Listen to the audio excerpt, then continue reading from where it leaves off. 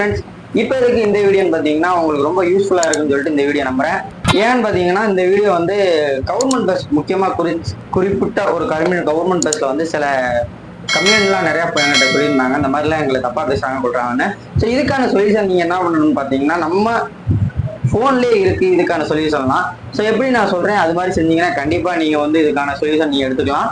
அதாவது உங்களுக்கு தப்பா ஒரு இடத்துல பேசுறாங்க அப்படின்னு பட்சத்துல உங்க மேல ஏதாவது தப்பே இல்லை அப்படின்னா நீங்க என்ன பண்ணணும்னா அவங்கள நீங்க வந்து வீடியோ எடுத்து வச்சுக்கலாம். சப்போஸ் ஏன்னா அவங்க வந்து அப்படியே உள்டாவ மாத்துவாங்க ஒரு பிரச்சனையா. அப்படியே கவர்மெண்ட் பஸ் வந்து என்னதான் ஒரு பிரச்சனையா இருந்தாலும் கவர்மெண்ட் மேல பிரச்சனை வந்துச்சுன்னா அது கவர்மெண்ட் மேல எடுக்க மாட்டாங்க, உங்க மேலதான் எடுப்பாங்க. ஸோ அதனால உங்களுக்கு உள்ள ஆதாரத்தை நீங்க ரெடி பண்ணி வச்சுக்கிட்டு நீங்க இருந்தாலும் ஒரு பிரச்சனைக்குள்ள இறங்குறது ஒரு நல்லது.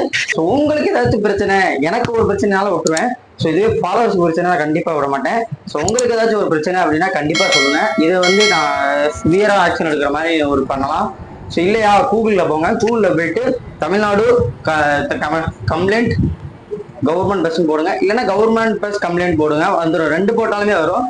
ஸோ இதில் ரெண்டு இது போட்டாலும் நீங்கள் கம்ப்ளைண்ட் பண்ணுறதுக்கான ஒரு வெப்சைட்ல உள்ளே போகும். உள்ளே போன பிறகு நீங்கள் என்ன பண்ணணும்னு பார்த்தீங்கன்னா மொத்தம் 2 நம்பர் இருக்கும். ஸோ நீங்கள் வந்து போன் அடிக்க ஏதாச்சும் ஒரு நம்பருக்கு கால் பண்ணீங்கன்னா உங்கள் பிரான்ச் என்ன, உங்களுடைய எந்த கிளையிலேருந்து வண்டி வருதுன்னு கேட்பாங்க.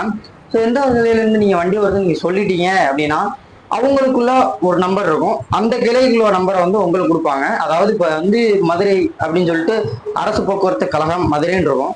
சில ஊர்ல வந்து அரசு போக்குவரத்து கழகம் கோவை, அப்புறம் வந்து சில ஊர்ல அரசு போக்குவரத்து கழகம் கும்பகோணம் இருக்கும். ஸோ இந்த மாதிரி இருக்கிற ஒரு இதெல்லாம் தனித்தனியா ஒரு இதாக பிரிச்சிருப்பாங்க.